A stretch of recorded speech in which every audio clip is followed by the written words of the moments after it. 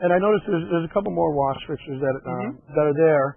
But I wanted to talk about like the ST4000 RGB, kind of versus the LED palette. I mean, tell us a little bit more about the ST4000 RGB, because a lot of people use it for a wash fixture, but then I see it in a lot of places where people use it for dancey effect and stuff like that, and then I see the LED palette somewhere else too, in the same type of realm. Can you explain those two? Sure. 4000? Absolutely. Okay, we had the LED Technostrobe RGB, and I had four pieces of those. 4 of those, okay. And we had a small section of truss behind the drummer, and we basically put all 4 of them up there, and at different heights, two different levels. And that just offered it, and it kind of coned the drummer's head. He kind of sat in between. There were 2 on left and 2 on his right. Okay. And because of because I can trigger the auto programs that are in those fixtures, they're very fast, they're very high energy, for a rock band. I thought that was absolutely perfect. So you triggered them via DMX? Absolutely. Oh, wow, that's cool. Them right from that's really cool.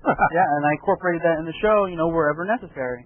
So you didn't have to go up there and hit more dip switches and change things. You just did it right there on the fly. Yeah, the entire show was absolutely DMX rigged. Gotcha. There's no other way to do it, especially for a rock band. Where you need a specific color sometimes. You can make it red, you can make it green, so on and so forth. But because of the programs that are built into those and the color palettes, it was really something that the eyes like to see.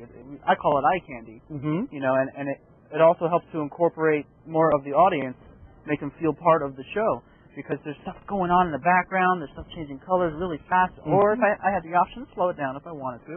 I left it fast because they're rockers, I like everything like that. But that's the primary reason I used it. And I had 2 color palettes.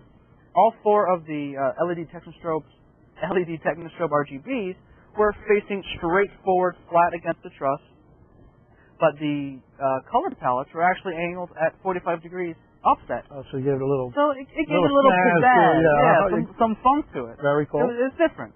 I noticed with those 2 units, one's bigger, and then, obviously one smaller, one bigger, smaller. Right. But how much more light are you getting out of the LED palette versus the 4000 RGB? Well, it's a good question, because I wasn't actually using the RGBs, or the LED Technostrobe RGBs, as a wash light. Okay. I did have the color palettes aiming a little bit on the fabric so that you can see it, subtly.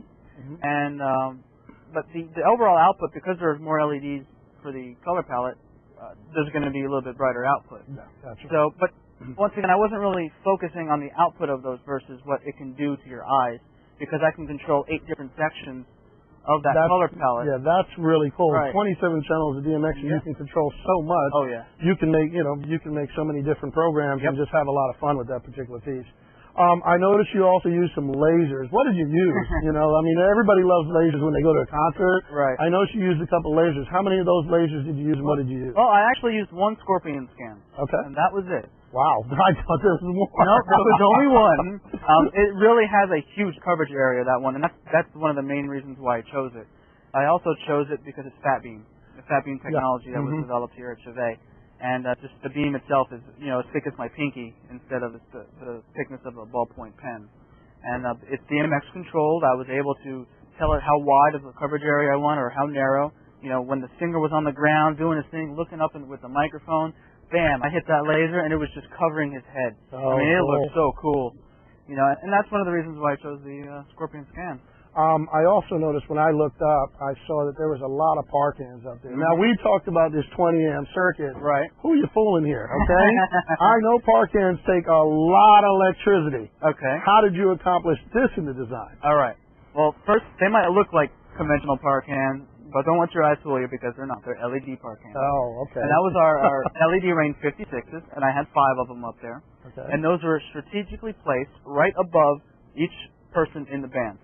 And the reason I did that is because of the very narrow beam angle of the Rain 56s. I was able to completely black out the entire stage and only have one particular parkan or 156 on when that person was doing the solo. And shooting it down on that and one shooting guy. it right down. So you got the microphone in your hand and you got one light, red light just for example. Everything else is pitch black, but you still see a little shadow because it's still emitting a little light. It was a very, very unique effect to do, and having the narrow coverage area of the 56s enabled me to do that. Now, the other parkans that I was you going to saw... say, I saw a lot more than 5. I know I saw a lot of them up there. What else do you have? There were 8 LED Rain 64s. on top of the 56s. And those were probably the ones you thought looked like actual conventional power cams. But in fact, they were LED powered. And those were the main source of front light. And because of, once again, the narrow coverage angle of the rain, I was able to spot the entire front of the stage, or the apron of the stage, as we call it. And pretty much, it won't leak over to the back. There's no spill. There's no spillage to center stage where I had those 200Ds, aiming, all the different angles.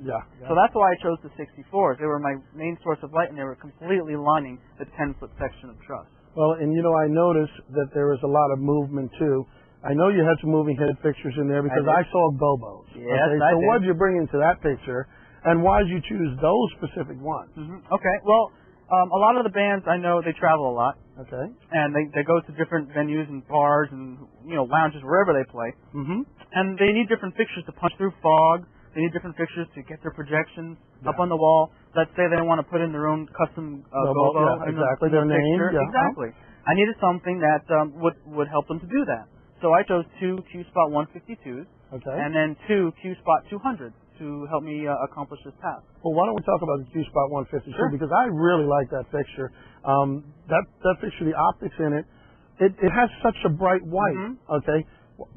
How did you guys make it like that? Because it's brighter than some of the 250s that are out there. It is, and that's one reason why I chose the 150s. On top of the low power consumption of the HDI 150 lamp, I wanted something that had, like I said, interchangeable gobos, low power draw, but it also had to have the output that the bands would require.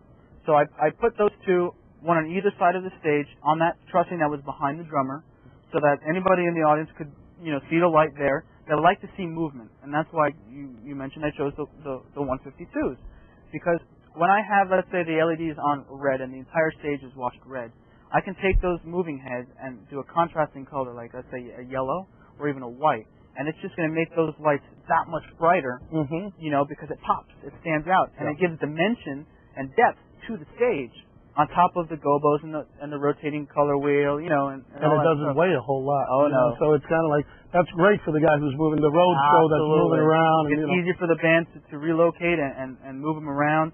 And then I had the 200s that were in the front of the stage. Okay. And because I had a larger projection area, I put those all the way in the front, and I was able to put them behind the drummer on the fabric.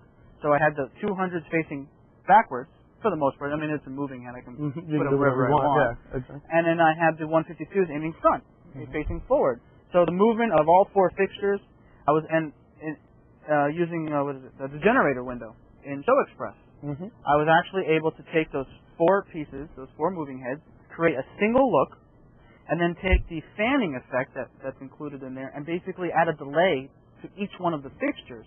And that enabled me to give a waving effect or a circle effect, and all in a matter of, I don't know, maybe 20 seconds or so. So you used our Show Express? Absolutely. Okay, and tell me just a little bit about Show Express. Okay, sure. Well, first we set up all the fixtures. We addressed all the fixtures. We put them all into the software using our fixture screen. And then from the builder window, I started to program. I started to make my colors. I set my scenes. I set my steps. I gave everything a nice descriptive name so I knew what I needed to trigger when I needed it. And then using the generator window, I created these different effects with both moving heads and the LED products. So for example, I had the 8 Rain 64s on the front. Now let's say I wanted to create a red chase. I went back and forth and follow with the green or whatever design I wanted to come up with.